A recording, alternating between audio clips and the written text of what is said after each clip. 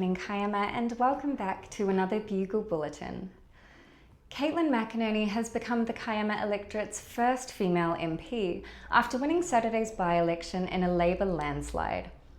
The result was declared just 2 hours after the polls closed, after she secured more than 36% of the primary vote.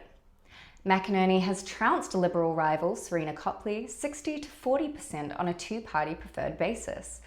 Labour regains the seat for the first time since 2011, with Copley finishing a distant second with 26.2% of the primary vote.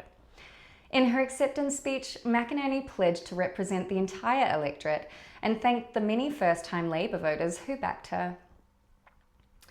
And while voters were hitting the polls, music lovers were hitting the streets, with fiddles, guitars and poetry floating through Kiama as part of the 12th annual Folk by the Sea festival.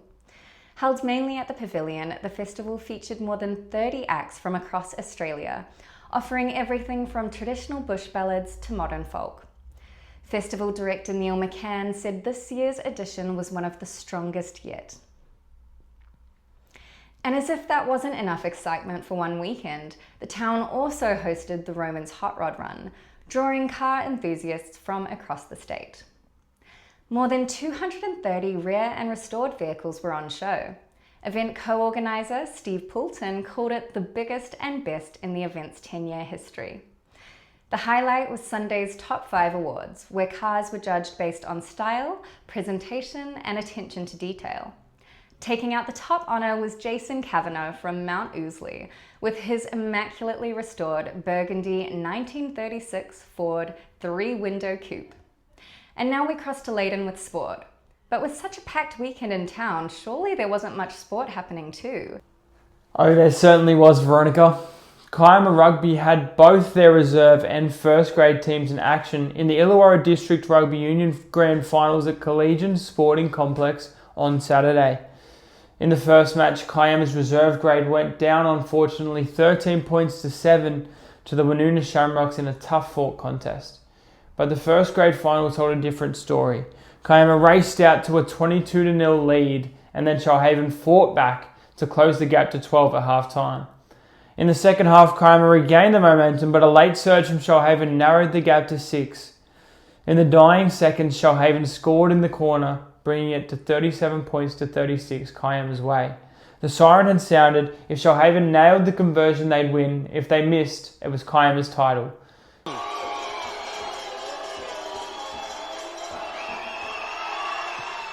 It's up, it's away to the left, it's away to the left. That is time, Kiama wins by a point. Wow. What a grand final. Kiama 37, Shoalhaven 36. Gregor McKenzie. Well, that's got to be one of the best grand finals I've ever seen in the Illawarra competition. And something must be in the grass at Kiama Showground, because the Kiama Knights also had a massive weekend last weekend, qualifying for the Group 7 Rugby League Grand Finals in both grades. Facing the Shellharbour Sharks in both matches, the reserve grade side set the tone with a convincing 20-8 win. Then first grade shot out to a 20-0 lead that Shellharbour couldn't overcome, no matter how hard they tried. Both Knights teams will now enjoy a week off as they wait to see who they will face in the grand finals. Unfortunately, it was the end of the road for the Gerringong Lions, with both their grades bowing out over the weekend. But it's not all bad news for Lions fans. Former Gerringong junior Tyran Wishart scored the match-winning try for the Melbourne Storm in their semi-final against the Canterbury Bulldogs.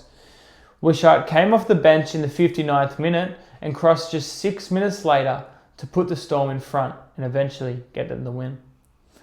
The Storm will now enjoy a week off as they prepare for their shot at redemption in 2025 after falling just short in last year's NRL Grand Final. And that is all for this week's Bugle Bulletin. Thanks for watching. Don't forget to subscribe. And as always, stay classy, Kiama.